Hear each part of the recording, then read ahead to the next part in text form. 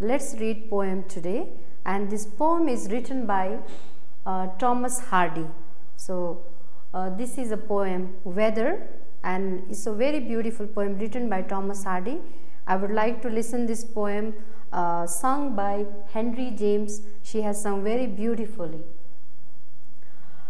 Now there are two pictures given in this poem in the text. Now I would like you to see both pictures and guess picture number 1, what are the things and activity happening there, and picture number 2, what are the things happening differently from the picture number 1. I hope you have done this thing, and your guessed answer is this one. I have written here what things are happening in the picture number 1 is children are playing and birds build their nest and sing, and atmosphere look very happy because. So in picture number 1, I guessed you have found these many activities. Let's see. Children are playing and birds are flying and building their nest, and they may be singing as well, and environment seems very happy because the day is sunny, and building is also, a big building is seen behind. So in the picture number 1, these things I hope you have guessed when you have had a lesson in your class. Now in picture number 2, let's see what is happening and how it is different from the picture number 1.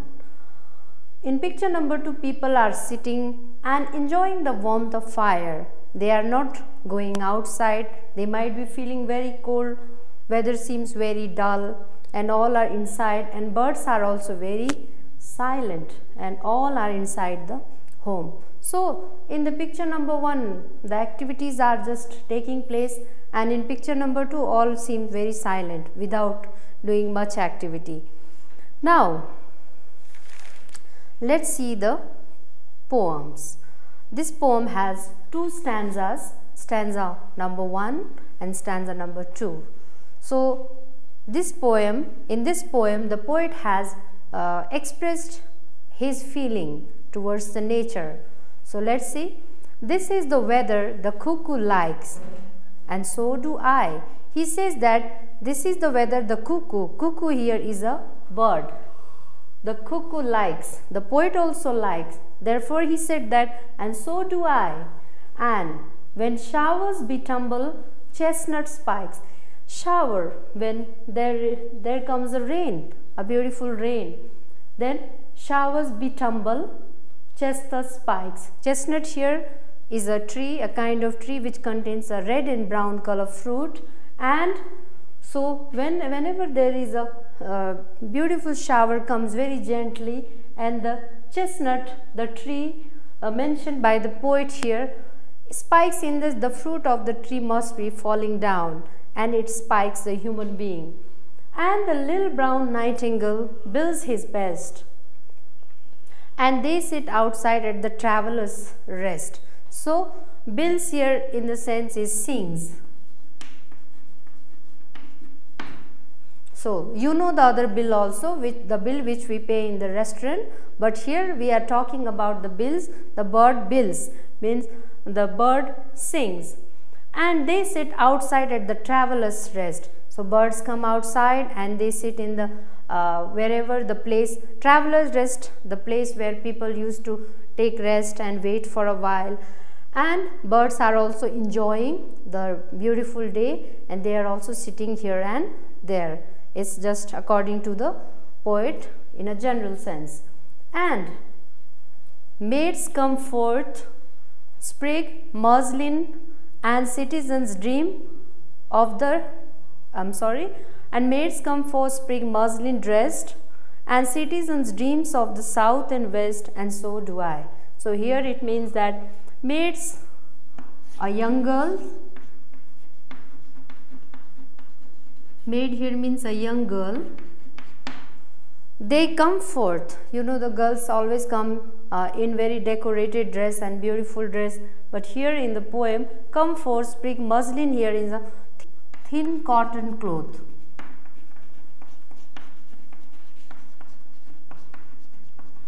So these young girls come outside wearing a thin cotton cloth, because in the summer we mostly use the cotton clothes.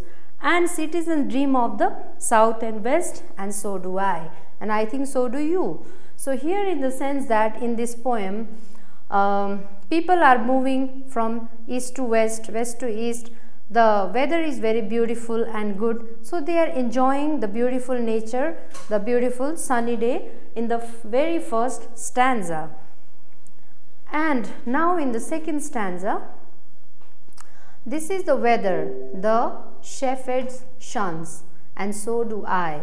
So here in the second stanza, it is the very first line says, this is the weather, shepherd shuns. Who are shepherds? Shepherd shuns. Shuns here, avoid or dislikes. So this stanza describes maybe a village scenario where all animals used to graze in a very beautiful and green grassland, and this is the weather, the shepherd, because the poet has mentioned the shepherd. Shepherd in Nepali I think is a gothalo. So they used to take their animal for grazing in a grassland, and so this is the weather the shepherd shuns. So in the second stanza, this kind of weather, shepherd also don't like to go outside. They avoid it, they hate it. So the poet does. When beeches drip in browns and dun. Beeches here is also mean a kind of tree. A kind of tree.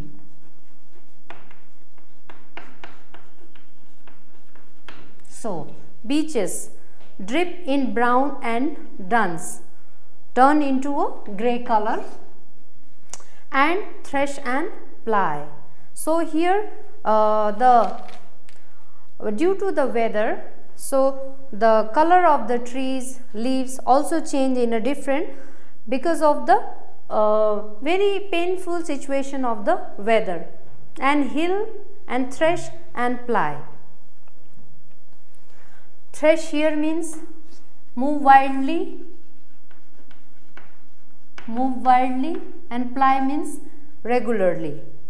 So in this kind of weather, when beeches drip in, when the trees are just beeches drip in, so trees are falling down because of the, maybe because of the very strong wind, and the leaves of the color changes, and regularly this kind of weather makes the environment very unhappy, very dull. And hill, heat, tides, throb and throw. So hill means here maybe mountains, so that is just covered by the tides. And throb, throw and throw is a very lyrical and a rhyming, that the continuous pain, continuous kind of pain is just hitting the environment. Maybe stormy weather, it's very raining horribly, and so this kind of thing is making the weather very, very bad and terrible. And meadow rivulets overflow. Rivulets here, streams of river. Rivulet. And meadow, rivulets overflow. The streams of river is overflown. When it overflows, when there is a lots of raining. And drops on gate bars hanging in a row. And you can just, poet is expressing his imagination and desire that he can see the drops of water just falling on the gate. Because of this, the situation scenario has been developed. And rooks in families homewards go. Rooks here, a kind of bird. And the dictionary meaning says the rooks is a kind of bird, especially from the crow family. So rooks in families homewards go. Because of this bad weather, so birds go homewards. They don't want to stay there. And so do I. The poet says, so does he, and so you do. We all don't like the very bad weather, terrible weather, while the first weather is very beautiful, the sunny day, summer, where birds are singing, but in the second stanza, the weather is terrible. So, in this poem, what we have found, let's see. The first stanza we have guessed this meaning. Is it just matching with the stanza given in the poem? Let's see. So what are the things happening here in the first stanza is the weather. So we have seen that the weather of course must be summer or spring, which is beautiful, and birds sing, bills given in the text, and nestlings flying, nestling fly. So let's see what we have written in the picture 1 is matching with the given in the stanza 1 given by the poet. Let's see. In the first stanza, the poet is saying that cuckoo likes. This is the weather liked by cuckoo, and as we have said, the weather is very sunny.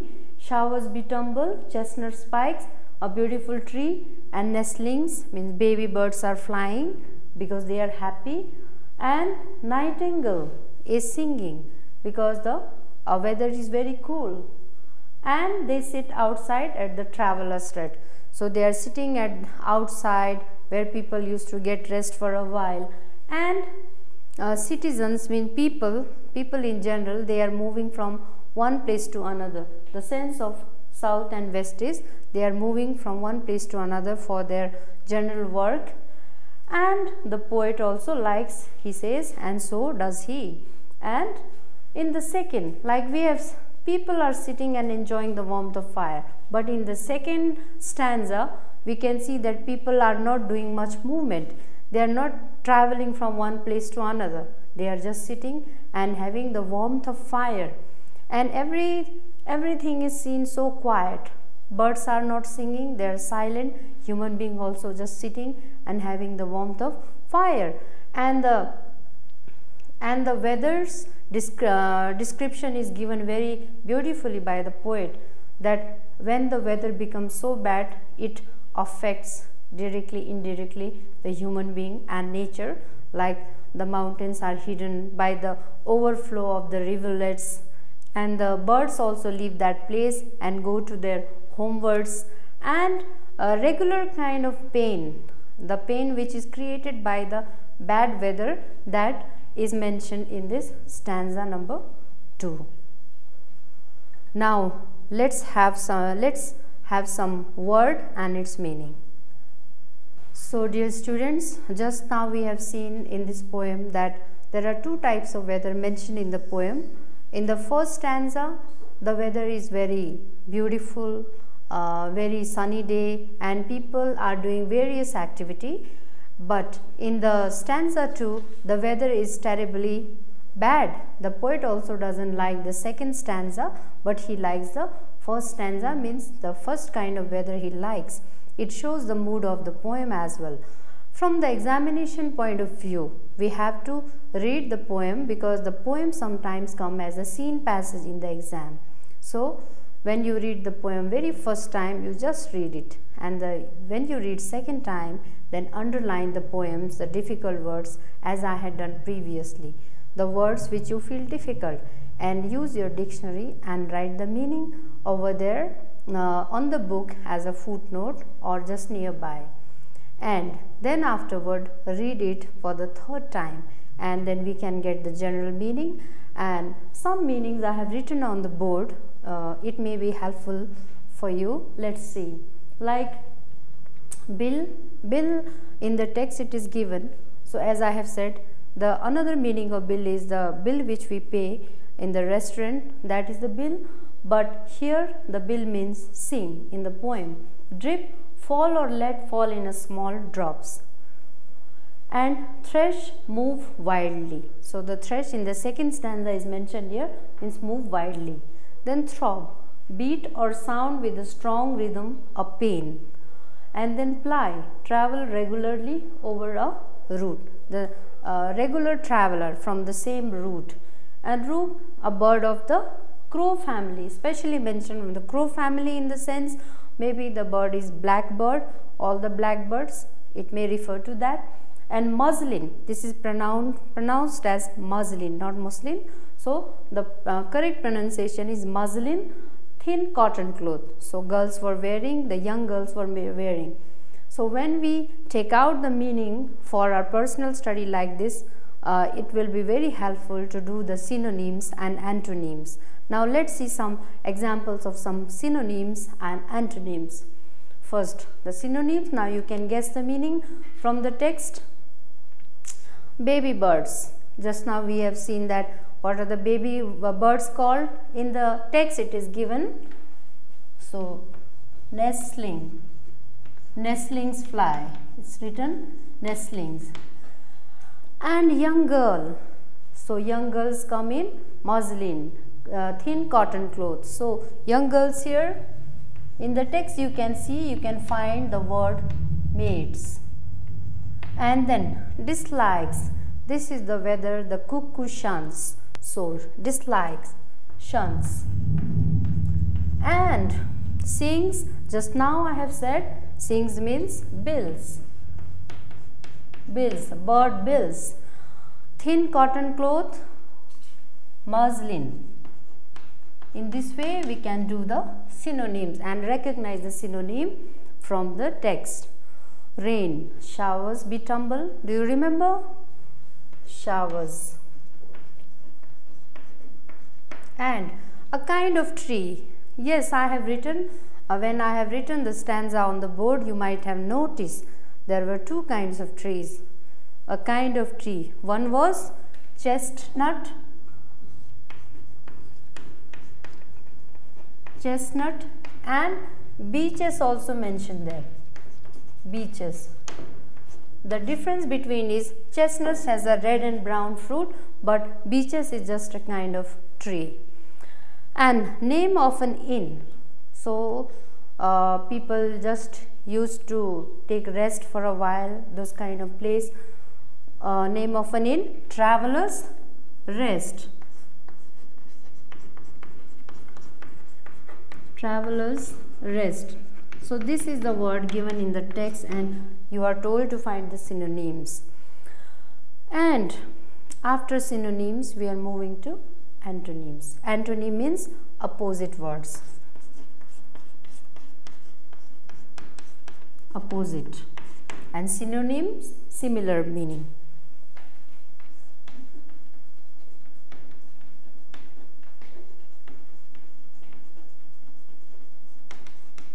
Now let's see antonyms of hates. This is the weather the cuckoo likes. The very first line says the opposite of hates, likes, loves, but loves is not there. So likes, whatever is given in the text as per the question. Then big, yes, the little is mentioned there instead of small. And inside, very easy. You can guess outside. And what is the next one? Go, come. The girls come outside in muslin dress. So these are the synonyms, antonyms, and this is the word meaning. And I just would like to recapitulate the poem. So in this poem is written by Thomas Hardy and he belongs to the period 1840 to 1928, and so in this poem he has tried to express the two different moods through the weather, natural weather. The first weather is very good, the second weather is not so good. People don't like the second weather. In the second stanza, the first weather is liked by all, and I hope you too like the first kind of weather, the very sunny day. And thank you. Hi, this is Babita. Welcome to this lesson. Today we are going to read a poem. The name of the poem is Knowledge. So I have drawn two pictures for you. So though it is not very good, so you can see two pictures on the board, picture number 1 and picture number 2. You have to see these pictures very carefully, and it's already given in your textbook as well. And what are the differences in these two pictures, and what is the relationship, and what are the things given in these two pictures? You have to see, watch and analyze it. So I guess you have already done the task, and let's see now. In the very first picture, you can see a man. You can see a man. He is sowing the seed. You can see a man in the field, sowing a seed. Seeds in picture number 1. So all around there is a field and there is a man and he is just throwing the seeds in the field. It means he is sowing the seed. And in the picture number 2, you can see there is a girl.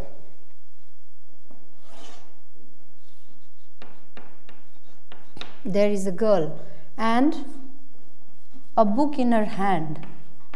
A book in her hand. So now you can guess what she must be doing. So she is reading a book. She is reading a book. Do you find any difference in these two pictures? Of course, yes. In this picture, a man is sowing the seed, but in this picture, a girl is reading a book. But I would like to connect this. Do you think any relationship between these two? What is the relationship?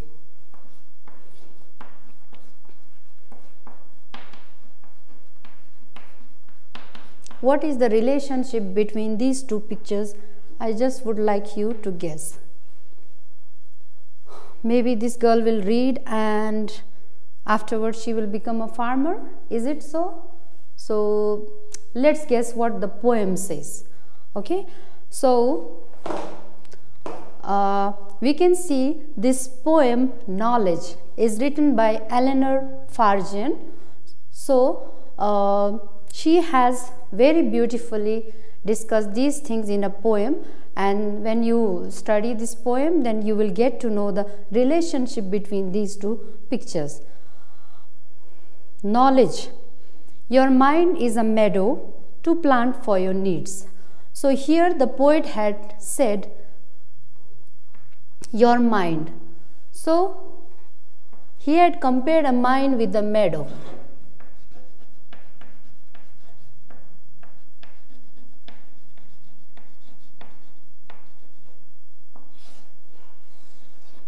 The first line, she is saying that, the poet is saying that your mind, means human being mind, is a meadow, and you must be knowing that meadow means a grassland.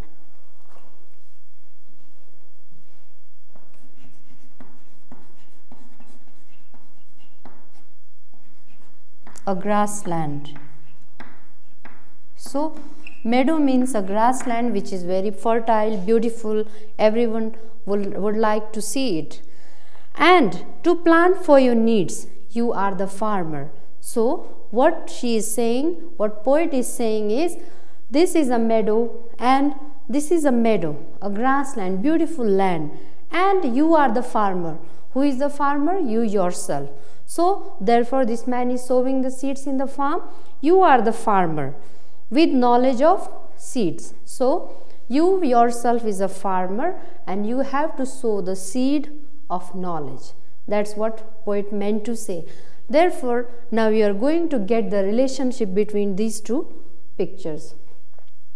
This is a man and she is a girl and she is reading, he is sowing the seeds. And what poet had started is, your mind is a meadow, a grassland, where you have to sow the seeds. With knowledge of seeds, this seeds is compared with knowledge. These seeds are compared with knowledge here, which is given by the book. So knowledge. Here the Eleanor Farjeon comparing seeds with knowledge and your mind with the meadow. Your mind with the meadow, beautiful meadow and grassland. So Don't leave your meadow unplanted and bare. The poet is saying that there is a field and you never have to leave your field bare without planting it. You have to plant it. You cannot leave that field empty. So that's why she is saying that never leave your field unplanted. So she is saying that never leave your field unplanted.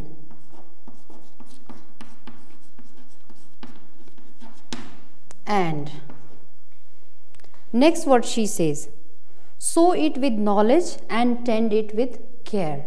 So the poet is saying that once you sow the seed, first never leave your field unplanted, and then you sow the seed.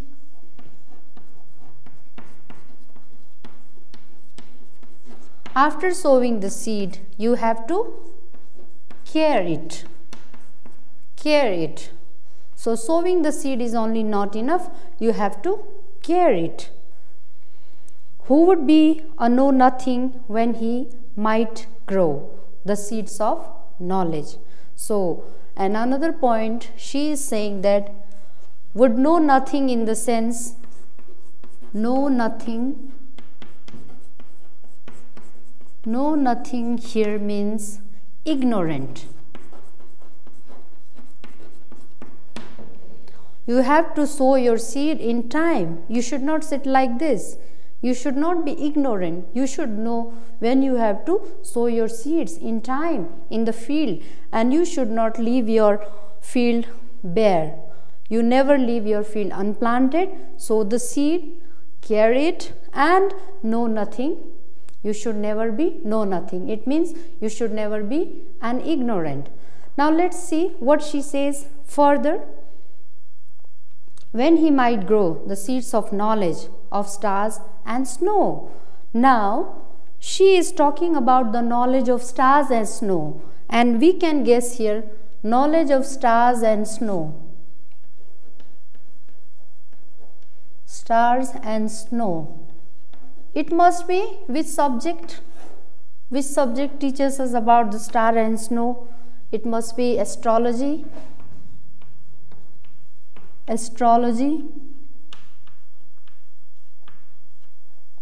Or we can also say, yes, of course, science. Science word is already used in the poem. So you should start. So what kind of seed? There are various kinds of seeds in the market. But here the seeds is compared with the knowledge, and so you are getting the knowledge of science, knowledge of stars, moon, sun, that is studied in astrology. The science of numbers, the stories of time. Then he said that the science of numbers, we may guess that is maths. Science of numbers, that is maths. And then the stories of time. The stories of time, the stories which you read in the past, that must be history. Stories of time. And then the magic of music, the secrets of rhyme. The other thing is magic of music. So here music. Music is a very beautiful subject. Everyone likes it, and everyone really like to shake their body with the rhythm of the music, because it has a universal language. Everyone enjoys it. So music. And the another important thing also, she said that is the secrets of rhyme. The secrets of rhyme. Secrets of rhyme. Yes, so she is talking about here secret of rhyme. You might have read, or you might have sung that nursery rhyme when you were in junior classes. Now let's see that nursery rhyme now. Okay, now let's see the secrets of rhyme. As just now we have studied that the knowledge of different seeds like of stars and snow. Knowledge of stars and snow is here science or astrology. Specifically speaking, astrology, here science, the poet had spoken about. And numbers, science of numbers, maths, and story of time, history, and one more thing she has said about the magic of music. Everyone likes the magic of music. And then secrets of rhyme. Now I would like you to think about the little past flashback. Come to flashback of your life when you were in junior classes, and when you have learned this, you can see on the board Baba Black Sheep and Johnny Johnny. And let's sing now, like you have sung like maybe in a different way. Baba Black Sheep, have you any wool?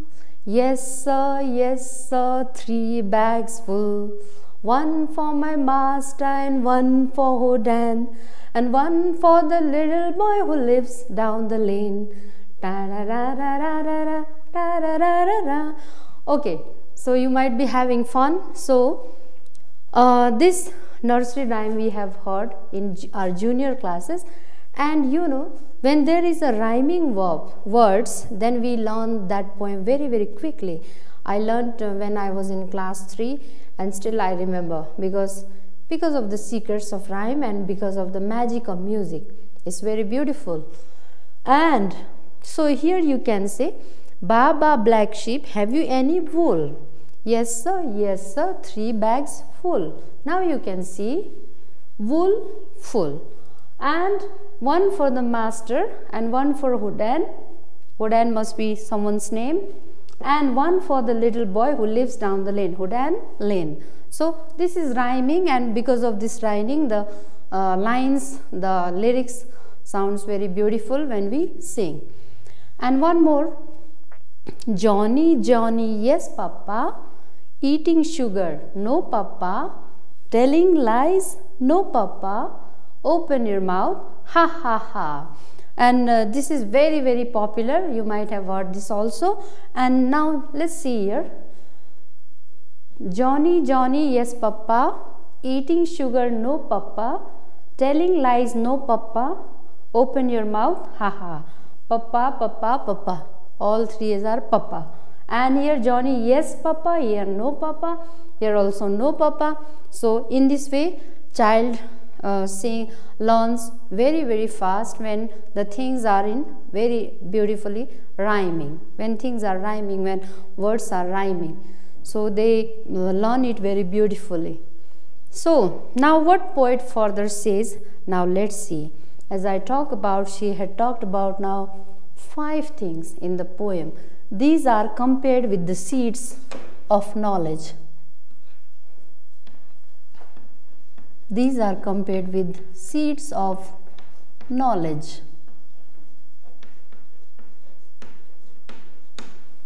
Seeds of knowledge. These 5 subjects she is talking about. Don't be a know-nothing. An exclamatory mark is there. She is again saying that don't be an ignorant. You should know this thing. You should read this thing. This thing, maths, history, music, secrets of rhyme. So all these things you should know it, you should learn it, you should read it time. You should not leave it bare. If you don't learn it, it means, just I have written previously, as you are leaving your field unplanted and bare. And plant in the spring and see what harvest the summer will bring. So you have to plant in time. You have to plant in spring. Spring is compared here, or just symbolically used here. It means,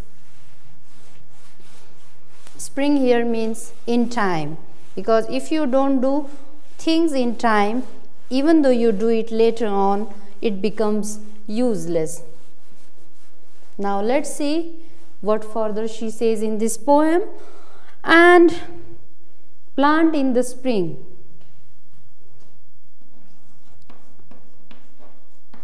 Spring is symbolically used in time. Spring is appropriate time.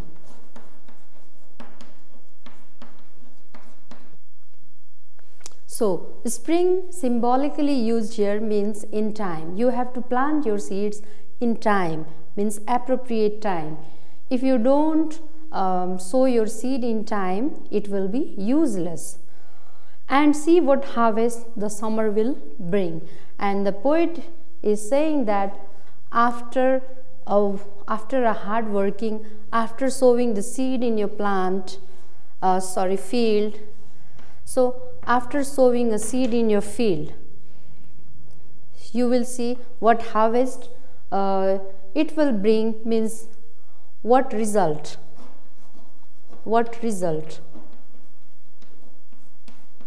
Outcome. So you can see after sowing the seed, you can harvest the crops.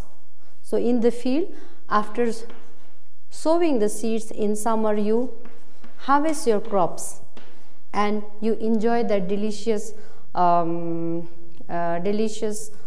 foods which you get from that field. But now let's see from the beginning what poet has tried to say and convince us. Like, these are the knowledge of seeds, and you have to read this thing, these subjects, basic subjects, but you have to read these subjects in proper time, appropriate time. When you are 80 years old, you cannot say that I would like to study in class 10, because it won't be the appropriate time. This is one dimension of thinking. So the poet is saying that during the springtime, or at the proper time, we used to grow our seeds. At the proper time, you have to get your education. You have to study. Now let's recapitulate these points. I hope you have remembered and you have understood what I shared with you, what Eleanor Farjeon had said. So first she said that your mind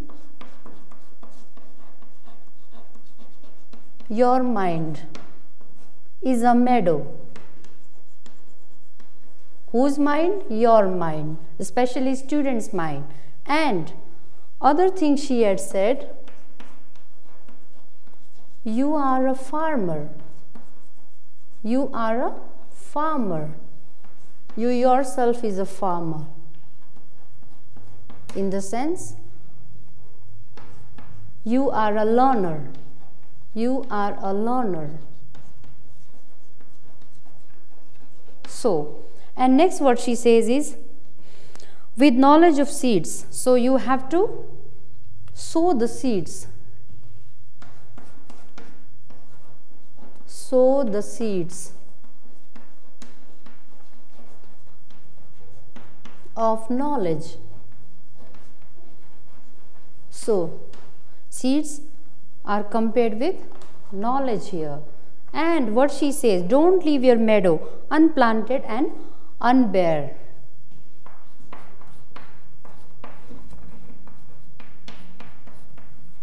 Don't leave bare and unplanted. So it should be very clear to you, don't leave your field bare and unplanted. And what she says, not only so, but care it, nurture it. So, and the seeds of knowledge of stars, she is talking about seeds, knowledge. 5 types of knowledge, as I have discussed with you. Astrology, then she talked about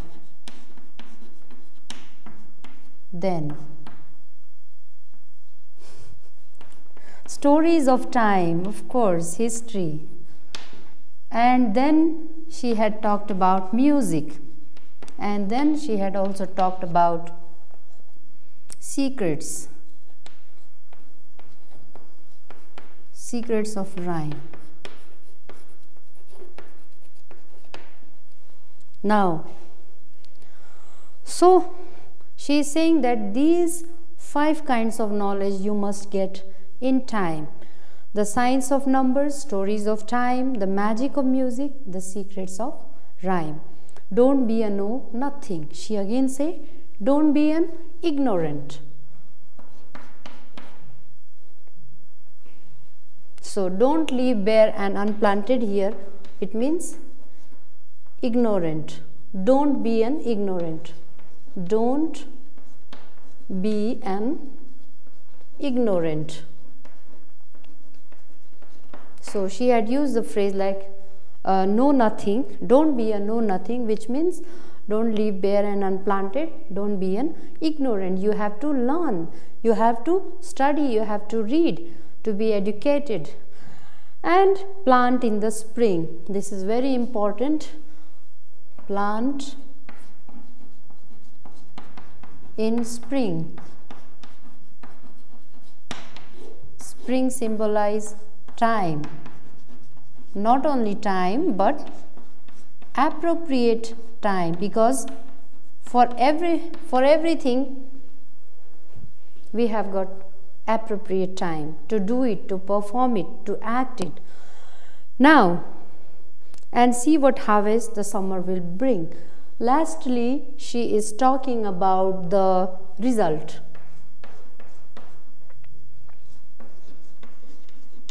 Result, outcome. And now, to simplify it, I just would like to say, you read the knowledge of science, and then you are just interested in research, and then you become a scientist, you become a doctor, you become a teacher, you become a professor, or any other field. You become a great businessman. So this is the outcome. That is the result which poet wants to say. Now, so these are the things. Your mind is a meadow. The poet has said, yes, your mind is a meadow. Mind is compared with a meadow, a grassland, which is fertile. But you have to sow your seeds in time. And you yourself is a farmer. No one is going to sow the seeds in your field. You yourself have to sow the seeds in your meadow. Means you yourself have to learn. Sow the seeds of knowledge. So as I said, seeds is compared with the knowledge. And knowledge is just, she has divided in these 5 things. And don't leave bare it, don't leave unplanted, and don't leave empty. So, and care it and nurture it. Not only you have to sow yours, but you have to care it, nurture it, which means you have to take care. When you learn it, you have to transform yourself through your education, through the knowledge you have learned. And so these are the knowledge, these are the various seeds you can say, and plant in spring, which is in appropriate time, and the result you will see, that will be very, very excellent. I hope you have enjoyed the class. Thank you so much for listening me. So let's do some exercises. What does the poet want us to plant in our minds? So I expect answer from you. So can you guess the answer? Yes, definitely. So the poet wants us to plant in our mind is seeds of knowledge. Seeds of knowledge. What does the poet want us to plant in our mind? The poet wants us to plant in our mind seeds of knowledge.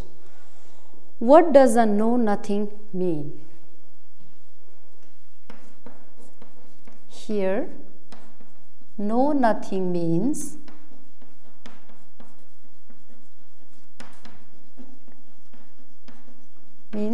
don't be an ignorant. So you have to be a learner, not be an ignorant.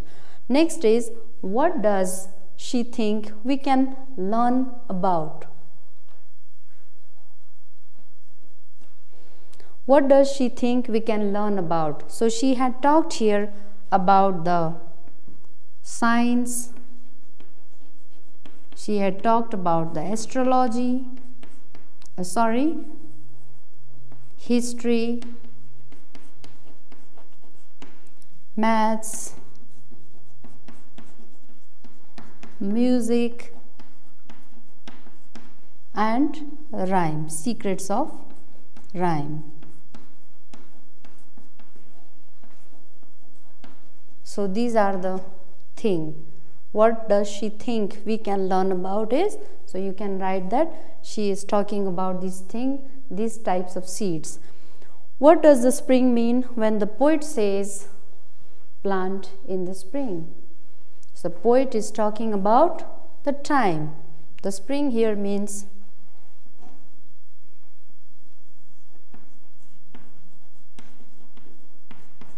symbolically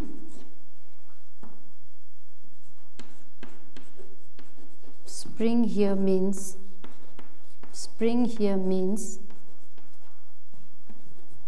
an appropriate time, an appropriate time. So the last but not least, why does the poet call the reader a farmer? The poet called the reader a farmer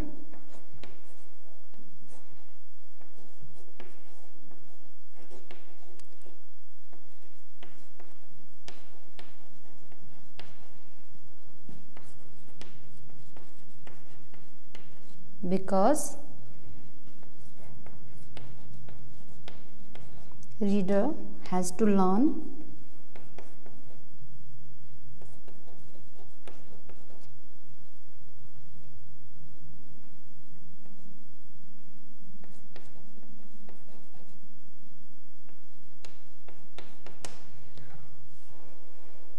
So the poet called the reader a farmer because farmers sow the seeds and reader has to read themselves. They have to learn themselves. So these are the exercise from this poem.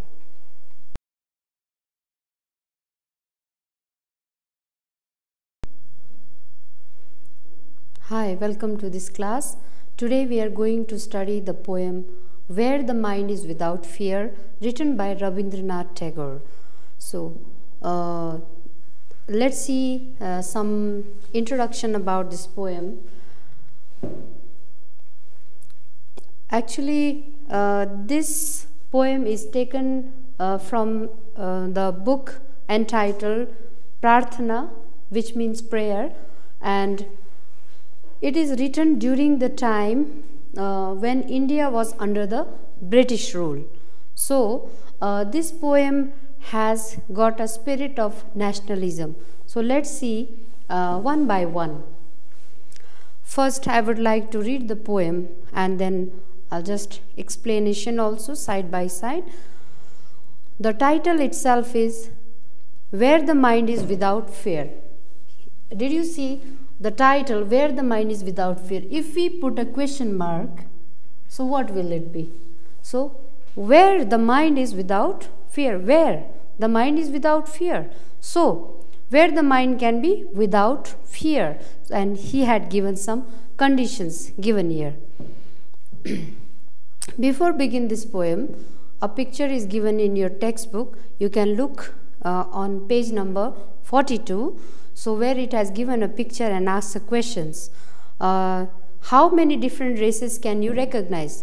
त्यो पिक्चरमा कति टाइपको कति विभिन्न रेसेसहरु देखाएको छ भन्ने पिक्चर्समा question सोधेको छ. So what is the meaning of the picture? दुईटा क्वेशन छ. So what I would say, there are various races and the meaning of the picture is, you can see there are so many races, various races, but they are together. What it shows is, what I would say is unity in diversity. अनेकतामा एकता. धेरै जातिको विभिन्न जातिको मान्छेहरू भए पनि सँगै उनीहरूको एउटै जो कुरा हुन्छ त्यो चाहिँ मानवता, humanity. So this poem shows the humanity, togetherness, unity. Let's read the poem. Where the mind is without fear and the head is held high, where knowledge is free, where the world has not been broken up into fragments by narrow domestic walls, where words come out from the depth of truth, where tireless striving stretches its arms towards perfection, where the clear stream of reason has not lost its way into the dreary desert sand of dead habit, where the mind is led forward by thee into ever-widening thought and action, into that heaven of freedom, my Father, let my country awake. So, this is a concluding line of the poem, into that heaven of freedom, my Father, let my country awake. So, the poem had given lots of strength to the freedom fighter. As I have said in the very beginning of the poem that, so this poem was written during the time when the Britishers have ruled ruled the India. So that time this poem must have written. So it contains a feeling of nationalism. So and this poem was an inspiration for those people who were really struggling for the freedom in the country. They want their India to be freed from all those rules of Britishers. Now, line number 1, 2, as it is written, where the mind is without fear and the head is held high, where knowledge is free. So, two things the poet has talked about in these two lines. The head is held high and the second is knowledge is free. In what conditions knowledge is free and how the knowledge can be free and when the head can be held high. So this is an issue. Free from any fear of oppression. Oppression यहाँ भनेको exploitation, अत्याचार.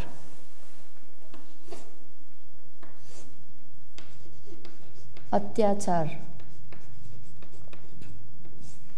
So, talking in Nepali, yeah, freedom, any fear of oppression. यिनीहरूले जो अत्याचार उनीहरूमाथि ब्रिटिशर्सले गरिरहेको थियो त्यो बेला, because this poem contains a history. यो पोएमको आफ्नै ऐतिहासिक ब्याकग्राउन्ड छ अनि त्यसमा चाहिँ उनीहरू चाहिँ अंग्रेजले गरेको अत्याचारबाट मुक्त हुनु चाहेको. यो पोएटको आइडियाज चाहिँ यो पोएमको थ्रु यही दिनु चाहेको. Freedom from any fear of operation, कुनै पनि डर, अत्याचारको डर. अर्को के, head high, head high, head is held high. Actually head is held high, head is held high in dignity भनेको आफ्नो देशमा मजाले इज्जतले आफ्नो टाउको उठाएर जिउनु सकोस् भनेको भन्नाले हेड इज हेल्ड हाई. कुनै पनि किसिमको डर अत्याचार सहनु नपरोस्, त्यो भनेको चाहिँ एउटा रिस्पेक्ट, एउटा डिग्निटी आफ्नो देशमा त्यो पाउनु सकोस् भन्ने कुरा हो. So head is held high in dignity, respect in their own country.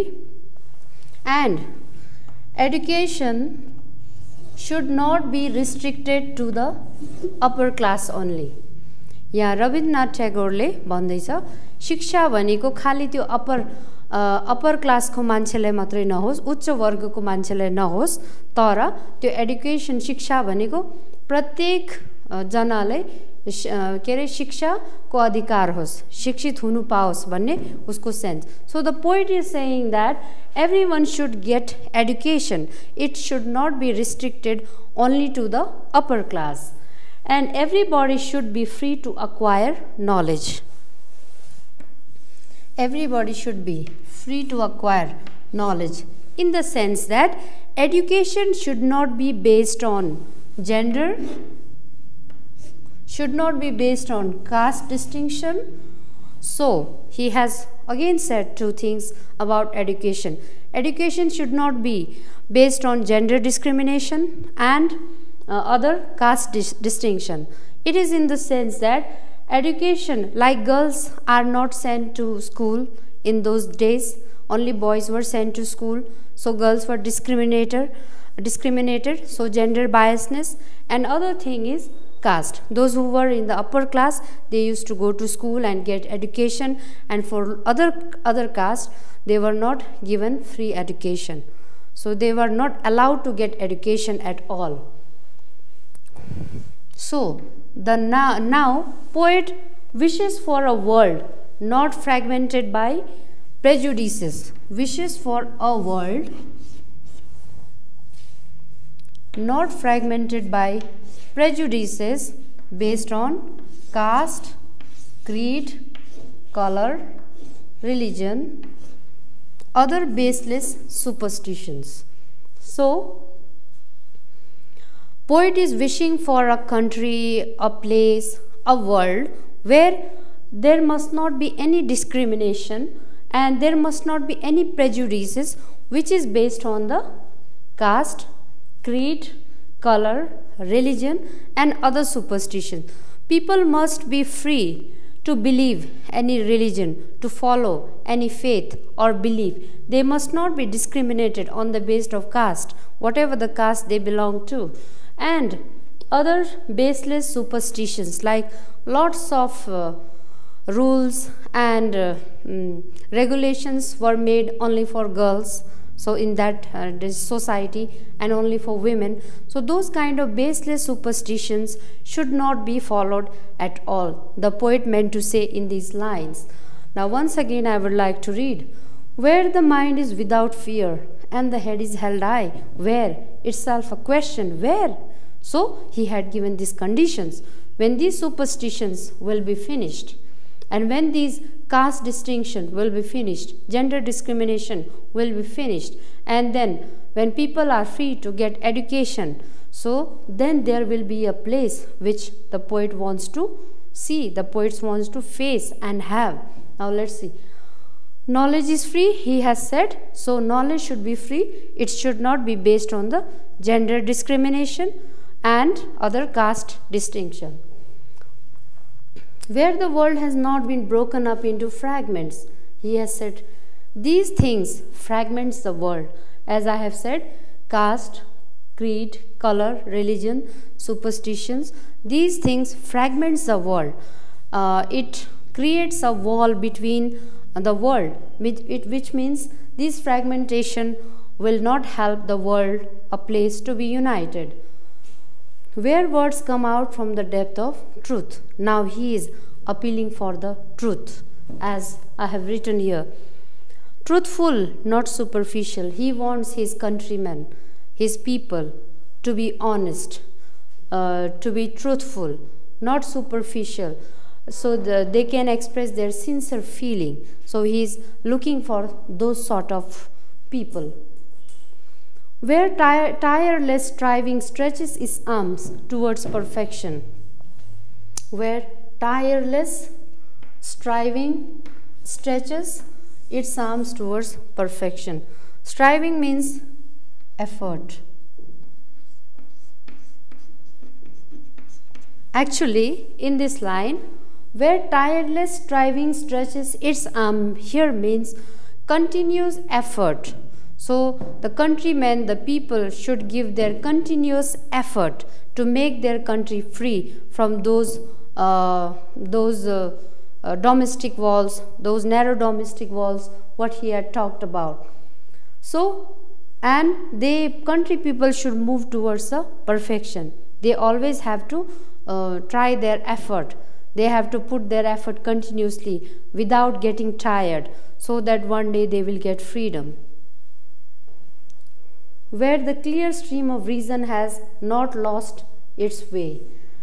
Stream of reason, here the poet means that person should be logical, reasonable. They should have their own reasons, rational. So they should not just believe the things like in the superstitions.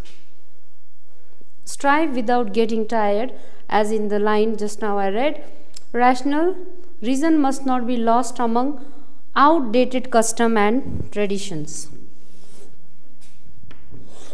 Customs and traditions made in the society very often gets outdated.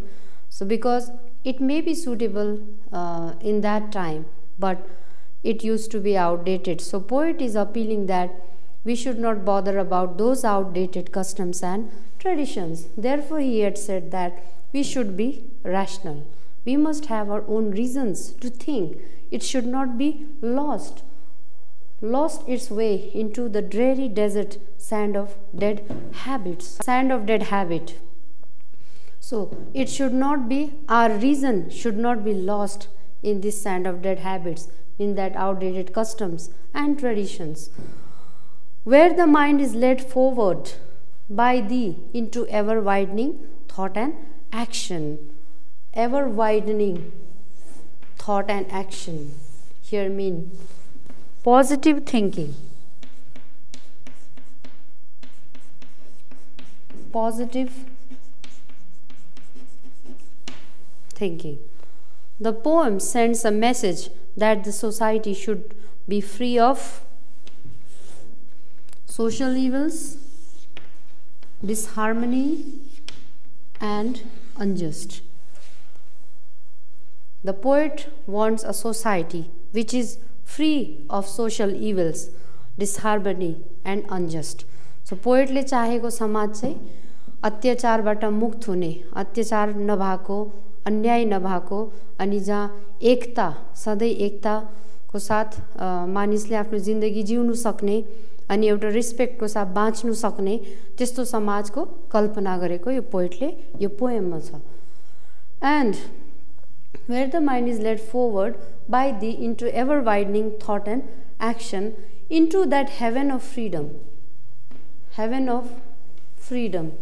My father, let my country awake. So the poet wants his countrymen to be awakened, to think rationally, logically, and get free themselves through the various these domestic walls and traditions, as the poet has mentioned, like dead habits and domestic walls, which are prejudices, so that their country will be a place like heaven, which will be full of positive thoughts and healthy thinking. So let's see the analysis of this poem. Let's see the form of this poem. The first form used in this poem is, actually this poem is a prose poem. This kind of poem is called a prose poem because it doesn't have any rhymes or patterns, and it doesn't have any metrical pattern, so as in Shakespeare's poem and other poems. So it is just a prose poem. You can see no rhyming words are there. And another form is alliteration. So let's talk about alliteration. Alliteration is one of the figures of speech or kind of literary devices which is used in the poem to project some ideas. Now let's see what is alliteration. Alliteration is the repeated use of same consonant sound at the beginning of each word in a line of verse. Actually, alliteration is the repeated use of the same consonant sound. You can see the repeated same consonant sound like H, head is held. It is the first, and this one where, the word. So repeated, head is held, high. So all these consonants are repeated, which is called alliteration. Head is held high. Where, world. And you can also see the first letter D, this consonant, dreary desert, dead, dreary desert, dead. So first letter or the consonant is repeated. This is called alliteration in the poem. So these were the examples of alliterations. It really gives it makes a poem a little lyrical to hear. And next one, the form is metaphor, and he has used very beautiful metaphor. And metaphor is a figure of speech in which a word or phrase is applied to an object or action that does not literally denote, but there are distinct objects, different objects, but there is a comparison made by the poet. Now let's see. He is making a compare of, this is clear stream of reasons. He had compared a stream with reason. So there are two distinct things is compared. That is metaphor in the poem. Dreary desert, sand of dead habit. So as we see the dreary desert is so vast, full of sand, and he had compared that thing with dead habit, which is full of superstitions and illogical things and thoughts just present in the society. So he had compared. So these are the metaphor he had used in the poem. Now we can come to the next form, that is personification. Personification means here is an very fine example in the poem. It refers to the attribution of human qualities. When poet gives some human qualities to inanimate his ideas, so this is called personification. As he had talked about, the tireless striving stretches its arms towards perfection, like human beings just stretches its arm to do hard work, struggle something, and he had given this to thought. Tireless striving stretches its arms, and you can see a tireless, this is a line, whole line, this contains a personification. So this thought is given a human qualities, attribution of human qualities in this line. So human being as stretches his arms. So this idea is taking the country towards the perfection, to reach its goal of perfection. Now next form we can see is after personification. Just now we have seen form.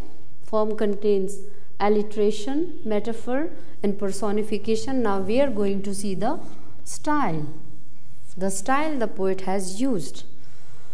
Prayer to a universal father figure, and he had said that God, into the freedom, that heaven of freedom, my father, let my country awake. Father here is not his biological father, but universal father, a universal figure. So this style he has used. So he is praying to God, make his country free, all those things, narrow domestic walls. And next we can see is portrayal of the British rule. Now, as I have said that British has ruled India for over 200 years. So let's see portrayal of the British rule, miserable condition of India during the British rule. So India had a miserable condition during the British rule, and so they were really struggling for their for the freedom of their country. And so these things are highlighted by those ideas given by Rabindranath Tagore. I have written making it a 2-column. So this one is during the British rule,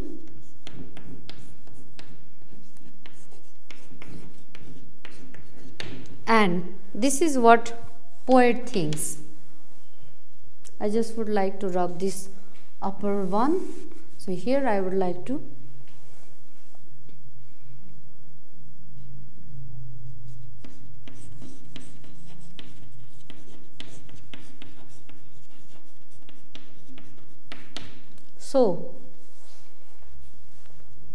poet has described this word or phrase, mind without fear. So because there was fear, their country people were full of fear. So he had imagined a world which is without fear. And next we can see head held high. So he is imagining people to live up with dignity without bowing their head down in front of others, in front of Britishers. So they are imagining here head bowed down, here head held high.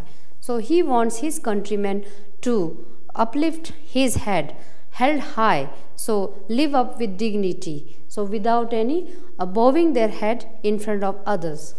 Next word we can find perfection, because they have lots of imperfection, because they were overruled and they were dominated, his countrymen were dominated by superstitions, caste, creed, religion, lots of gender biasness. So these things shows imperfection, the imperfect society, which he wants to convert it into the perfect society.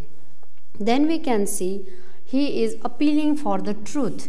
He wants his countrymen speak truth, not to tell lies. Next we can see free knowledge. As he had talked about free knowledge, knowledge should be free for all. It should not be limited to the upper class people only. So it should be free. It should not be restricted. So during the British rule, mind was full of fear and head was bowed down, because the Britishers were ruling that time, and the society was imperfect because they have lots of domination in the society, political, religious, and caste and gender discrimination, etc., and lies. Because of those habits, because of those environment, people may tell lie to escape themselves. And then restricted knowledge. Knowledge was restricted only to the upper class. Knowledge was just given to the upper class. It was restricted to the other caste. And so he is imagining this thing to happen in his country. Mind without fear, and head should be held high, live up with dignity, and there must be perfection, trying, continuous effort to move towards perfection, to make it good, better, and best, and truth. And the poet is asking for the truth, honesty. So there must be logic, reason should not be lost into the dreary desert of sand, as he said. Then free knowledge, which is available to all, not based on any kind of prejudices. So we find this thing as the poet has said. So we will see some more examples in this poem. So let's recapitulate this poem by highlighting some main points of the poem. So let's see the poem once again. Where the mind is without fear and the head is held high, where knowledge is free, the poet has once again said the mind should be fear with all kinds of those things existing in the society. So here I have written point, freedom from oppression.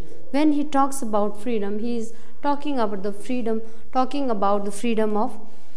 from oppression, where people were exploited. So they were not free to do, free to think, and they were not free to express their thoughts. And where knowledge is free, so it means that so everyone should get knowledge. Everyone should have the rights to acquire knowledge without any prejudices. And then where the world has not been broken up into fragments, the poet doesn't want any fragments. He wants unity. So, and fragments by narrow domestic walls. In narrow domestic walls, there, as I have said, prejudices on the basis of caste, creed, and religion. So it should not be there. He doesn't want to see that. Where words come out from the depth of truth. So he wants his countrymen to be an honest people. So he doesn't want anybody to tell lies. Where tireless striving stretches its arms towards perfection. So he is telling that there must be a continuous effort. They should move towards perfection. They should not stop. And where the clear stream of reason has not lost its way into the dreary desert sand of dead habit. As he had compared the dreary desert means very gloomy environment. As I have said that the country was ruled by Britishers that time, and they have a very sort of depression environment in the society, and a stream of reason. So those reasons should not be lost in those corruption and other fault things. And where the mind is led forward by the into ever widening thought and action. So he is telling that, so a people thought should be very positive. They should have a very widened thought, and they should always move towards the perfection in thought and action. Into that heaven of freedom, my Father, as he had addressed this to Universal Father, as I have said, that must be God, Universal Father, into that heaven of freedom. So he is saying that when there will be no this type of all sort of problems will be end, so there will be a freedom, and that would be like heaven. Let my country awake. So he wants to warn his country people not to lose their belief and faith into the dreary sand of desert, but just believe and hope for the best. Like, so he had talked, freedom expressed in this poem is like freedom from oppression. His people want to be free from those oppression of the rules of Britishers, and freedom of thought and action. And they must be given freedom to express their thoughts and action, and freedom to acquire knowledge. So knowledge should not be discriminated on the basis of gender, caste and creed, and to acquire and to speak truth. So freedom of speaking truth, that must be given, and freedom of mind. So mind should be free to think, and freedom to attain perfection.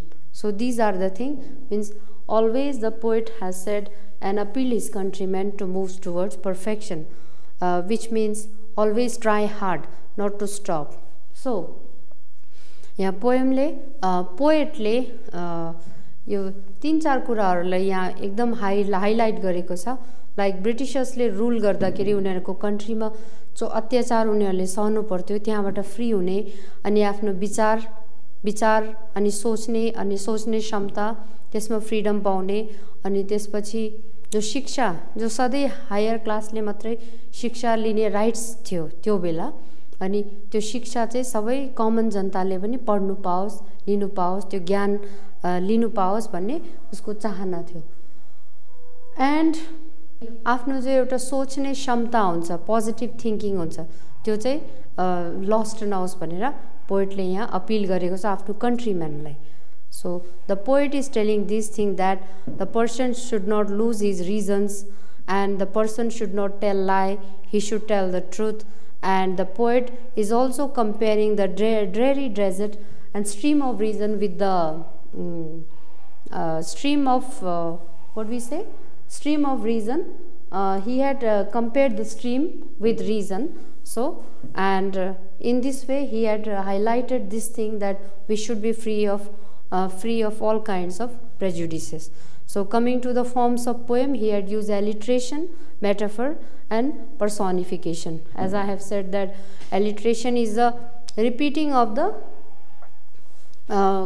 consonant, repeating of the same consonant at the beginning of the word, like head, held, high. You can find more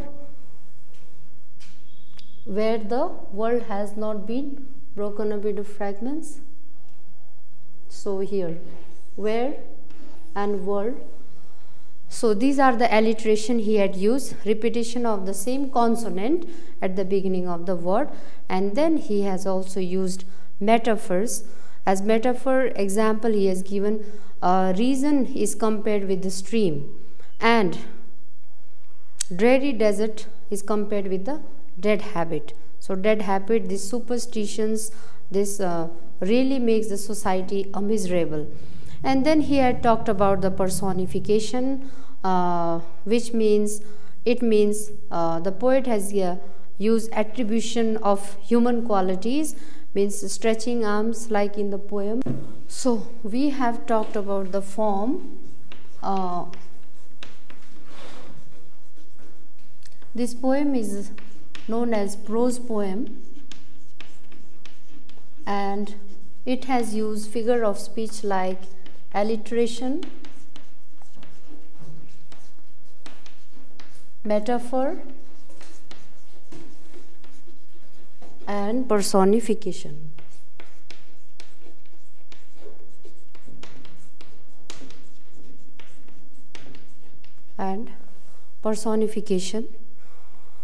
So just now we have discussed that metaphor is giving human qualities to an object or to an idea, as human being stretches its arm moving towards their goal. So he had appealed for those kind of thoughts.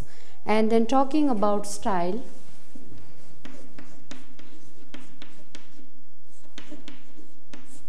so he had talked about the British rule.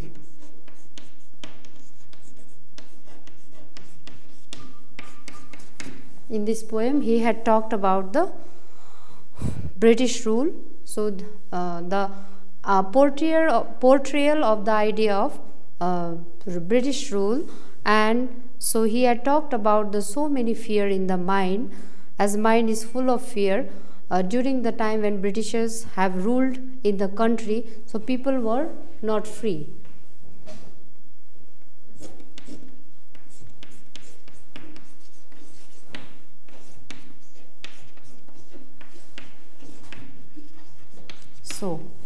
So mind full of fear. So he wants there must not be any fear. So head should be held high, and people must get the education. All people should get the education, and there must not be no more believe in superstitions, because it is kind of narrow domestic walls, so which fragments the country and it creates a wall.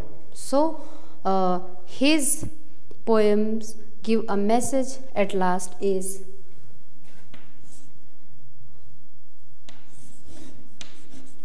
unity in diversity. Unity in diversity. So even though there are lots of diverse thoughts and opinion and issues in the country,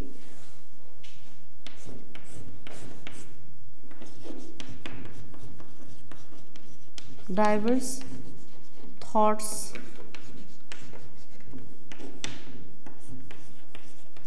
and issues in the country, the poet wants his country to be unified and struggle for the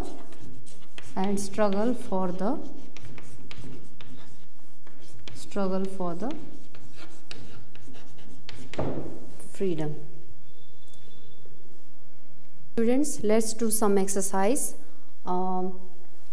Please find out some synonyms, some words which is similar to the given words. So that is called synonym, similar meaning. So you have already read the poem and studied the poem. So now let's find out those words from the text only, because in the exam it is instruction is given, find the word which is similar in meaning from the text, not from the outside or from the general. Now pieces, as you have read in the poem, you have found for pieces there was a word fragment. Fragmented was there, so you can write pieces, fragments.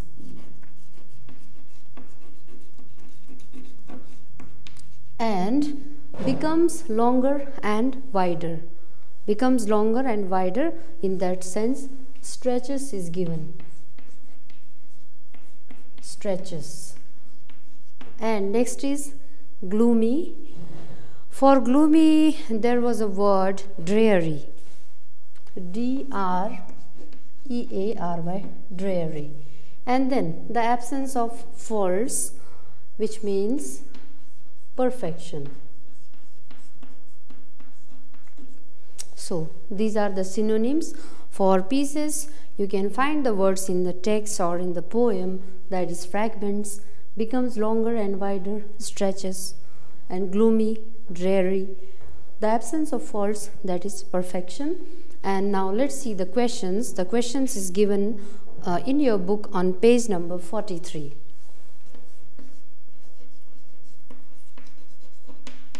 Page number 43. So, what happens if the mind is full of fear? The question is given in this way. So, you can write the answer like, if the mind is full of fear, following things may happen according to the poet given in the poem. I have given in points or bullets, but you can write it in paragraphs. People have to bow down their head, because the very first line of the poem said he is wishing for the country people to make the head held high. So, people have to bow down their head. Knowledge is not free, which means knowledge is just given to the upper class people. It is biased, and prejudices based on caste, creed, color, religion, and other superstitions. So, people have to bow down, full of fear. If the mind is full of fear, यदि हाम्रो माइन्डमा डर छ भने के कुराहरू हुन्छ भनेर क्वेशनमा सोध्दाखेरि according to the पोएमको अनुसार अथवा पोएटको अनुसार भन्नुपर्दा यो कुराहरू हुन्छ निम्नलिखित हैन। त्यो चाहिँ के हो भने मान्छे जस्तो डिग्निटीको साथ जिउनु पर्ने भन्ने कुरा पोएटले गर्दाखेरि त्यहाँ चाहिँ के छ भने people have to bow down their head, टाउको शिर झुकाएर हिँड्नु पर्छ किनभने देश स्वतन्त्र छैन। अर्को कुरा नलेज चाहिँ खाली नलेज भन्नाले उच्च वर्गको सोसाइटीलाई मात्रै नलेज दिने, अनि त्यो चाहिँ नलेज अब बायस भयो, नलेज सबैले दिएन, शिक्षा भनेको चीज सबैले प्राप्त हुनुपर्ने हो, अनि त्यो चाहिँ खाली उच्च वर्गको समाजले मात्रै पाउने भएर यो कुरा हुन्छ जब फियर हुन्छ भन्ने अर्थमा। अनि प्रेजुडिसेस भन्नाले जस्तो डिस्क्रिमिनेसन गर्ने, कास्ट, क्रीड, कलर, रिलिजन अनि अरु सुपरस्टिसन जो सोसाइटीमा हुने अन्धविश्वास छ, जस्तो केटीहरुलाई स्कुल पठाउनु हुँदैन, पढाउनु हुँदैन, अथवा विभिन्न जातहरुको यो तलको जात हो, यो उच्च जात हो भनेर जो एउटा डिस्क्रिमिनेसन छ, भेदभाव छ, त्यो भेदभाव चाहिँ हुनु हुँदैन भन्ने अर्थमा हो। So full of fear, mind full of fear भयो भने यो कुराहरु हुन्छ, यो नहुनु पर्ने कुरा भन्ने अर्थमा। Next question is in what situation is knowledge not free? Knowledge कुन बेला फ्री हुँदैन भन्ने क्वेशनको अर्थ, in what situation knowledge is free? Knowledge is not free when it is given on the basis of caste and gender distinction. जस्तो अब नलेजले त्यो सानो वर्ग अनि उच्च वर्ग अनि लोवर कास्ट भन्ने आधारमा त्यो शिक्षा बाँडिनु थाल्यो भने त्यो चाहिँ नलेज चाहिँ त्यो बायस्ड हो, त्यो नलेज चाहिँ फ्री होइन भन्ने अर्थमा। Why is the world broken up into fragment? संसार किन यस्तो बाँडिएको छ भन्ने अर्थमा, due to the world is broken up into fragments due to narrow domestic walls which consist superstitions, gender discrimination, discrimination on the basis of caste, color, creed and religion. So the world is broken up into fragments because of this reason. When there is a superstition, when there is a discrimination, and when people are discriminated on the basis of caste, color, creed and religion. So dear students, this question is, give a couple of examples where reason has lost its way. So the examples may be believing in superstitions. If you believe in superstition, so you are no more logical because you are believing in so outdated superstitious thing. Making a discrimination on the basis of caste, creed, color, religion, gender. And if you make any discrimination, that is also called you have lost the reason according to the poem. Next question is, what does the poet wish for his country? The poet wishes his country to be free of social evils and all kinds of prejudices, that is based on the color, caste and creed, and all kinds of discrimination. So I hope you enjoyed the poem and you liked the spirit of nationalism written by Rabindranath Tagore and expressed the love for his country and for his country people. Thank you so much.